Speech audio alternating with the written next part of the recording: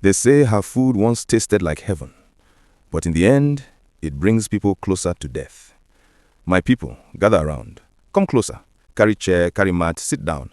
Adjust your wrappers and agbada, and let me tell you the story of how sweetness turned into poison. Before Tímíléhìn became a legend in Ojauru market, she was known for something else: sour food. Every evening, while other sellers packed empty pots and counted their profits, Tímíléhìn stood alone, beside half-filled bowls of rice and stew. She cooked too much, not from carelessness, but from a stubborn belief that a good seller must never run dry. She cooked in excess, yet sold very little. If you enjoy stories like this, follow and subscribe. More tales are coming. At first, she simply rewarmed the food, but complaints grew. "Mama Tímíléhìn," people would say, "this food is sour. Is it yesterday's food?" Instead of changing, another thing began: waste. Every night, she poured food away. Buckets of rice. Pause. Bowls of soup. Hard work dissolving into smoke. At first, she endured it. Then came debt. Then borrowing. Then the quiet shame that follows both. Her food was sweet, but her pocket was bitter. One evening, as she stared at another pot she would soon discard, a woman approached her. Mama Sade, an aging food seller from a distant market. "Mama Sade," she said, "there is a way to make food survive the night." Tímíléhìn looked up. Mama Sade produced a small bottle. "Preservative," she said. "Just a little. Your food will look fresh, smell fresh, sell fresh." Tímíléhìn hesitated. "But is it safe?" Mama Sade smiled. "Everything is safe." Pause. "If you don't overdo it." That night, Tímíléhìn tried it, and for the first time in months, she did not throw food away.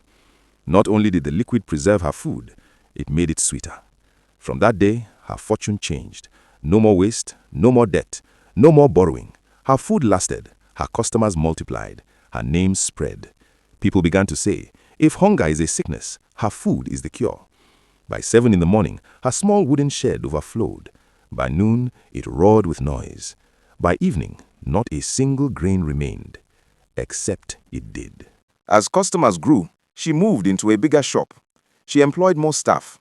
People came from far and near. Everyone craved her food. Mama Tímíléhìn became a household name. But when the market closed and everyone left with full stomachs and smiling faces, Tímíléhìn stayed behind, not to clean, not to rest, but to resurrect yesterday's food. She poured the sharp-smelling liquid into her pots, stirred slowly, covered them tightly, and whispered, "Tomorrow you will make me rich again." What she called preservative was what the body called poison. It was not pepper, not spice, not magic. It was chemical, strong enough to silence rot, strong enough to deceive the nose and the tongue, strong enough to pretend, but never strong enough to deceive the body. At first, the warnings were quiet. A child complained of stomach pain. A woman felt dizzy after eating. A man vomited behind her stall. People blamed water, blamed stress, blamed malaria. No one blamed the food. After all, how could something so sweet be deadly? Before I continue, if you enjoy stories like this, follow and subscribe. More tales are coming. Then came the day the market fell silent. One scorching afternoon, a boy named Kunle rushed to her stall. "Mama, rice and stew, my mother is waiting." She served him quickly, smiling as always. Kunle never made it home. Halfway down the road, he collapsed. A crowd gathered. Someone screamed, someone cried, someone whispered, "It's her food." The market that never slept fell silent, as if it were holding its breath. When the elders questioned her, she denied everything. They let her go, but kept close watch.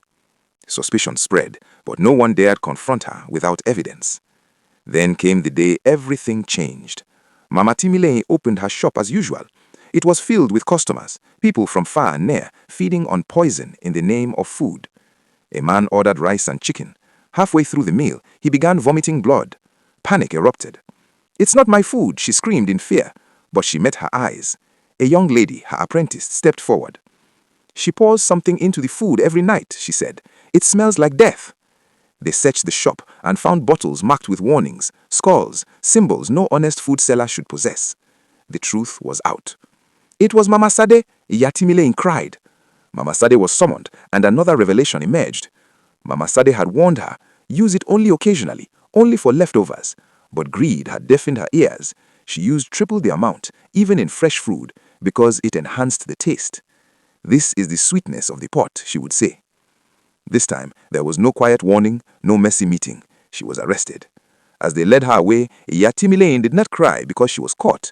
She cried because she remembered the days she poured food away and still slept with a clean heart. She said, "I didn't want to waste food. I didn't want to lose customers. I didn't want to return to poverty." Honesty would have kept her poor.